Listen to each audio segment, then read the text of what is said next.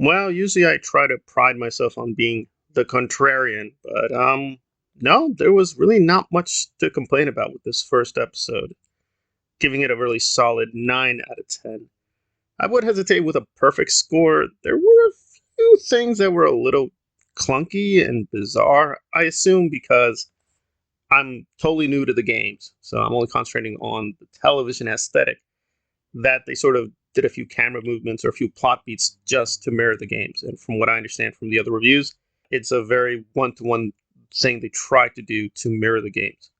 So if you're totally new, let me just go through the very, very broad structure, and then we'll get into vaguely some particulars, because this was a very good episode. So I think it is marking a very great moment in television history in HBO.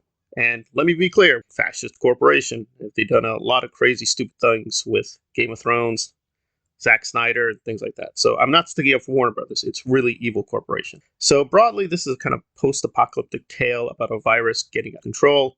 And we're going to be following Joel, a father who's kind of disillusioned, has lost many loved ones, and him teaming up with Ellie, who is not his daughter, and who he develops a very strange relationship because he's going to have to try to ferry her to a certain point in the United States. And again, because this is the post-apocalypse, it's very, very dangerous. So we've got a very fascistic military kind of style government.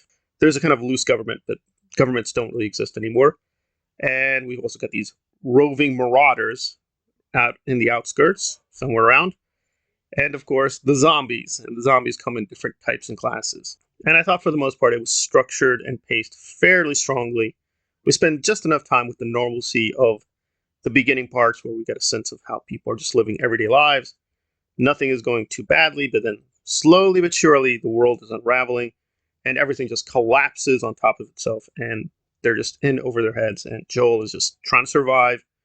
He's become very amoral, just doing what he has to do, cutting these very ugly deals with anybody just to get ahead.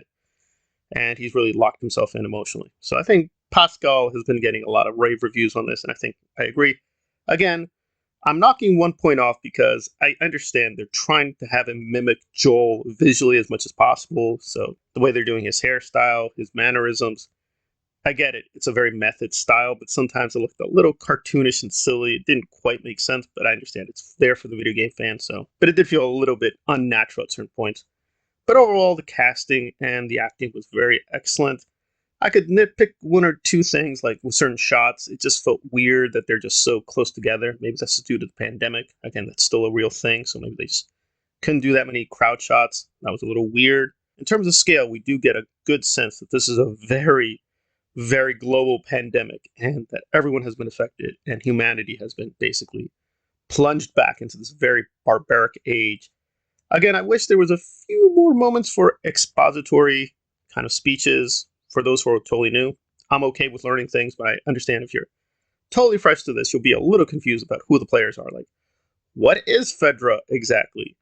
You're going to have to piece that together slowly. And why do we have different classes?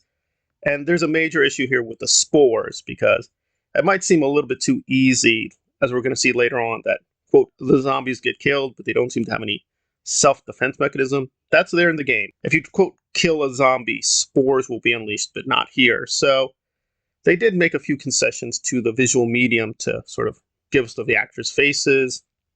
We can see their movements much better than we can in the game.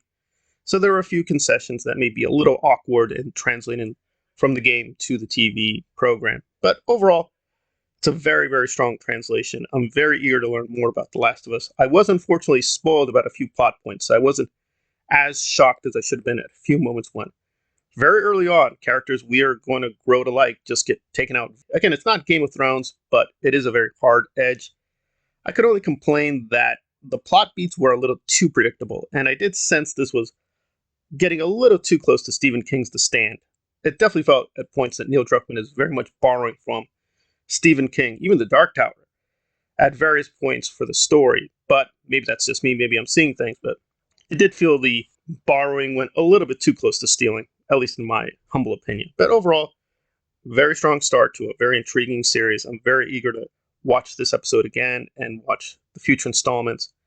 And already fans are theorizing about where they're going to go, where they're going to diverge. And I know it's leading to a place that was very divisive for fans. It's very intriguing all the way through, so I highly recommend The Last of Us.